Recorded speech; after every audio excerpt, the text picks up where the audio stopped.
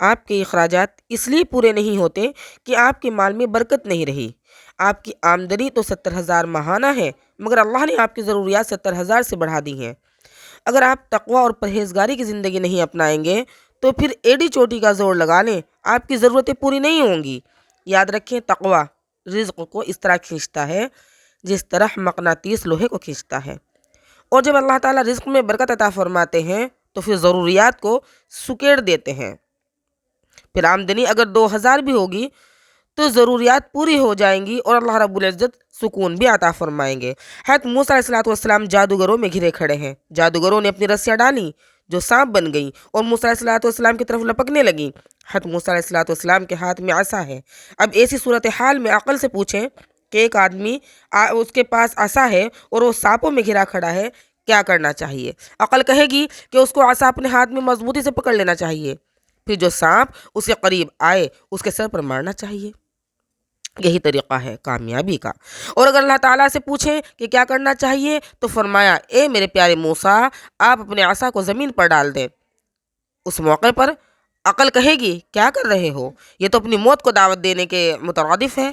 یہ امید کی آخری کرن تھی اور اسے بھی چھوڑ رہے ہیں۔ لیکن موسیٰ علیہ السلام نے اللہ تعالیٰ کی ربوبیت پر یقین رکھتے ہوئے قبر کے راستے پر قدم اٹھایا، نظر کے راستے پر نہیں اٹھایا، اپنے عصا کو زمین پر ڈال دیا۔ وہی عصا ایک بہت بڑا اژدہا بن گیا اور ان سب سانپوں کو کھا گیا۔ اللہ تعالیٰ نے حضرت موسیٰ علیہ السلام کو کامیابی عطا فرما دی۔ حضرت موسیٰ علیہ السلام اپنے قوم کو لے کر دریائے نیل کے کنارے پہنچے۔ پیچھے پیچھے فرعون اپنی فوجوں کو لے کر آ گیا۔ آگے دریا موجزن ہے، پیچھے فرعون اور اس کی فوجیں ہیں۔ قال اصحاب موسیٰ انا لمدرکون، حضرت موسیٰ علیہ السلام کے ساتھیوں نے کہا اب پکڑے گئے۔ موسیٰ علیہ السلام نے فرمایا کلا، ہرگز نہیں، انا معی ربی، میرا رب میرے پرورش کرنے والا ہے، میرا پروردگار ہے، میری ضروریات کو پورا کرنے والا میرے ساتھ ہے۔ سیہدینی، وہ مجھے سیدھا راستہ دکھائے گا، وہ ضرور میری مدد فرمائے گا۔ ایسی صورتحال میں عقل سے رجوع کریں، عقل سے پوچھیں کہ کیا کرنا چاہیے۔ عقل جواب دے گی کہ اگر آدمی کے سامنے دریا ہو، کشتی بھی پاس نہ ہو اور آدمی کے پیچھے دشمن کی فوج بھی ہو تو ایسی صورت میں ڈنڈے کو مضبوطی سے پکڑنا چاہیے، اور جب وہ فوج قریب آئے تو اس فوج کے سپہ سالار کے سر پر ڈنڈا مارنا چاہیے۔ ہو سکتا ہے اس کے سر پر لگ جائے اور وہ مر جائے۔ اگر خبر سے پوچھے کہ کیا کرنا چاہیے تو فرمایا انیس غریب بعصاک البحر، اے میرے پیارے نبی، آپ عصا کو پانی پر ماریے۔ عقل یہ سنتی ہے تو چلاتی ہے، چیختی ہے کہ پانی میں مارنے سے کیا بنے گا؟ مارنا ہے تو فرعون کے سر پر مارو۔ لیکن موسیٰ علیہ السلام نے نظر کے راستے پر قدم نہیں اٹھایا بلکہ خبر کے راستے پر قدم اٹھایا۔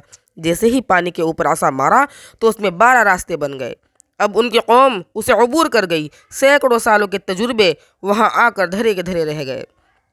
ساری دنیا جانتی ہے کہ پانی سطح برابر رکھتا ہے، مگر جب اللہ تعالیٰ کا حکم آیا تو پانی نے برابر رکھنے والی صفت ہی چھوڑ دی۔ حضرت موسیٰ علیہ السلام قوم کو لے کر وادی میں پہنچے۔ وہ وہاں پہنچے تو وہاں پینے کے لیے پانی نہیں تھا۔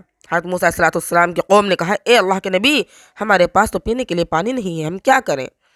ایسی صورتحال میں عقل سے پوچھیں کیا کرنا چاہیے۔ عقل کہے گی ڈنڈا ہے تو چلو اسی کا بیلچہ بنا لو اور اس سے زمین کھودنا شروع کر دو۔ زمین کھوتے کھوتے کنواں بن جائے گا اور پانی مل جائے گا، مگر خیال رکھنا کہ اتنا زور سے بیلچہ نہ مارنا کہ ڈنڈا ٹوٹ ہی جائے، اس لیے کہ صحرا میں کوئی اور چیز نہیں ملے گی۔ حضرت موسیٰ علیہ السلام نے جب خبر کے راستے کو معلوم کیا تو حکم ملا، اضرب بعصاک الحجر، اپنے عصا سے پتھر پر ضرب لگائیے۔